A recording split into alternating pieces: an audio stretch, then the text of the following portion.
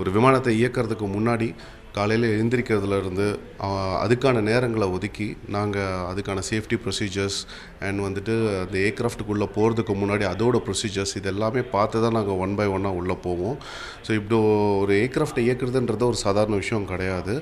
Every moments எல்லாத்துக்குமே ஒரு check இருக்குது. உள்ளே போனதில் உட்காந்ததுலேருந்து அந்த ஏர்க்ராஃப்டை வெளியில் கொண்டு வரைக்கும் பேலேருந்து வெளியில் கொண்டு வந்து அதுக்கப்புறம் அதை ஸ்டார்ட் பண்ணி டேக் ஆஃப் பண்ணி அப்புறம் வேறு ஜோனுக்கு போய் அங்கே போய் லேண்டிங் பர்மிஷன் வாங்கி கீழே இறங்குற வரைக்கும் எல்லாத்துக்குமே செக்லிஸ்ட் இருக்குது. ஒவ்வொன்றுத்துக்கும் ஒரு வகையான செக்லிஸ்ட்டுகள்லாம் இருக்குது. இதெல்லாம் பண்ணி நாங்கள் வந்து ஃப்ளை பண்ணிக்கிட்டு இருக்கோம். ஒரு ஏவியேஷனில் வந்துட்டு ஒரு பைலட்டாக வந்து ஃப்ளை பண்ணிகிட்ருக்கோம். இப்போது இதில் வந்து பார்த்திங்கன்னா பல சிரமங்கள் இருக்குது. ஏன்னா ஓட்டும் போது நாங்கள் வந்துட்டு எல்லாமே பார்க்கணும். ஒரு ஏர்க்ராஃப்டோட ஏர்க்ராஃப்டோட இன்ஸ்ட்ருமெண்ட்ஸ் எல்லாம் பார்த்திங்கன்னா ஒரு வாட்டி பார்த்துட்டு விடுறதில்ல. அதில் இருக்க ரீடிங்ஸை பார்க்கணும். ரீடிங்ஸை மைண்ட்லேயே வச்சுக்கணும். ஃப்ளைட் கரெக்டாக போய்கிட்டு இருக்கா, ரூட் கரெக்டாக தான் இருக்கா, அண்ட் அவுட் சைடு ஏர் டிராஃபிக்ஸு இதெல்லாமே செக் பண்ணிக்கிட்டு அவ்வளோ ப்ரெஷர் இருக்கும் பைலட்ஸுக்கு பார்த்திங்கன்னா மேக்ஸிமம் வந்துட்டு பாடி ப்ரெஷரை தாண்டி மென்டல் ப்ரெஷர் ஜாஸ்தியாக இருக்கும்.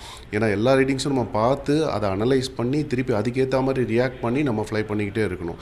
இந்த நேரத்தில் நம்ம ஃபேமிலியெல்லாம் விட்டுட்டு நம்ம வந்துட்டு ஃப்ளை பண்ணிகிட்டு இருப்போம். நம்ம ஒரு கம்யூனிகேஷன் எட்ஜ்லேயே இருக்க மாட்டோம். நம்மளால் கம்யூனிகேட் பண்ண முடியறது பார்த்திங்கன்னா நம்ம ஏடிசி ஏர் டிராஃபிக் கண்ட்ரோலோட மட்டும்தான் நம்ம வந்து கம்யூனிகேட் பண்ண முடியும்.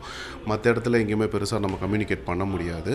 ஸோ இந்த ஜேர்னியே வந்துட்டு ஒரு ப்ரெஷரான ஜேர்னி தான். பைலட்டுன்னும் போது ஃப்ளை பண்ணிகிட்டு இருக்கிறதுன்றதே வந்துட்டு ஒரு ப்ரெஷரான ஜேர்னி ப்ளஸ் டெக்னிக்கலான ஜேர்னி அண்ட் வந்துட்டு ரொம்ப ஒரு பாதுகாப்பு மனசில் வச்சுக்கிட்டு நம்ம ஃபேமிலியும் இருக்கணும். அதே மாதிரி நம்ம ஃபேமிலி தாண்டி உள்ள பல ஃபேமிலி இருக்குது. அவங்களுடைய லைஃப்பையும் நம்ம மனசில் வச்சுக்கிட்டு தான் நம்ம ஃப்ளை பண்ணுறோன்றது ஒரு முக்கியமான விஷயமா நம்ம பார்க்கணும் பைலட்டை பொறுத்த வரைக்கும். இப்போ அதன் பிறகு எப்படி ஒரு விபத்து நடந்திருக்கு? ஓகே, இந்த ஏர் இண்டியா விமானத்தின் விபத்துக்கு அப்புறம் பார்த்தீங்க அப்படின்னா வந்துட்டு அது ஒரு பெரிய காயத்தை ஏற்படுத்தியிருக்கு. எல்லார் மனசுலையும் ஒரு மிகப்பெரிய காயத்தை ஏற்படுத்தியிருக்கு, ஒரு அச்சத்தை ஏற்படுத்தியிருக்கு. சமூக ஊடகங்கள்லேயும் செய்தித்துறையிலும் பார்த்திங்கன்னா வந்துட்டு ஒரு பெரிய அதிர்வலைகளை உருவாக்கியிருக்கு. ஆனால் இதை தாண்டி நம்ம இன்னொரு விஷயம் பார்க்கணும். இந்த காயங்களும் அதிர்வலைகளையும் தாண்டி பார்க்க வேண்டிய ஒரு முக்கியமான விஷயம் என்ன அப்படின்னு பார்த்தோன்னா இது ஒரு விழிப்புணர்வையும் ஏற்படுத்தியிருக்கு. ஏன்னா எல்லா சமூக ஊடகங்கள்லேயும் செய்தித்துறைகள்லேயும் எல்லாருமே அதை விவாதிக்கிறாங்க.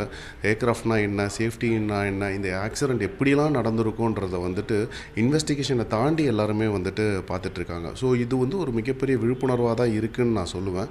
இந்த காயத்தை தாண்டி நம்ம அடுத்து எடுத்துகிட்டு போக வேண்டிய விஷயம் ஒரு விழிப்புணர்வாக எடுத்துக்கிட்டு நம்ம இதை கொண்டு போகணும். மக்களே இவ்வளோ விழிப்புணர்வாக இருக்காங்க அப்படின்னும் போது ஒரு இந்த விமானம் சார்ந்த industry, aviation industry, civil aviation, government and வந்துட்டு உங்களுக்கு பார்த்திங்கன்னா அது சார்ந்த தொழிலாளர்கள் எல்லாருமே வந்துட்டு இனிமேல் மும்மடங்கு எச்சரிக்கையாக இருப்பாங்கன்னு தான் நான் கருதுகிறேன். ஏன்னா இனிமேல் யாரும் எந்த ஒரு லூப் ஹோலும் கொடுக்க மாட்டாங்க. இப்படி ஒரு ஆக்சிடெண்ட் ஆகிறதுக்கு மறுபடியும் ஒரு வாய்ப்புகள் ஏற்படாது.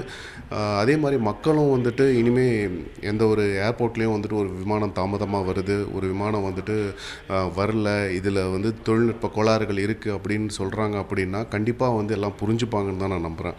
இது வந்து ஒரு விழிப்புணர்வாக எடுத்துக்கிட்டு நம்ம இதை வந்து அடுத்த ஸ்டெப்புக்கு கொண்டு போகணும். யாரும் இதை நோக்கி பயப்பட வேண்டாம்னு தான் நான் சொல்கிறேன்.